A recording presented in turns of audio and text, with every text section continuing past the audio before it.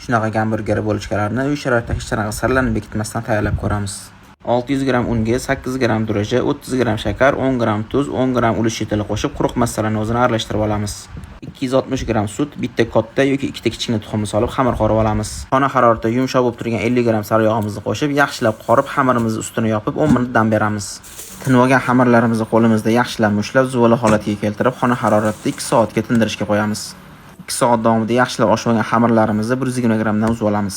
Teglarini yaxshilab tugib, tepasini mana shunaqa silliq holatga kelguncha qo'limizda zuvala qilib olamiz.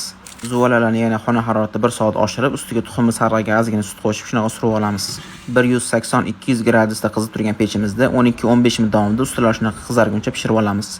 Sedani yoqtiradiganlar ustiga shunaqa sedani sepib ham pishirishingiz mumkin. Nasib qilsa keyingi videoda shu bo'lichkalardan gamburger qilib tayyorlab ko'ramiz. Nolla Bakery bo'yicha mutaxassisman, qo'ldan kelgancha tayyorlab ko'rishga harakat qildim. Vaqtingizga rozi bo'ling. Assalomu alaykum.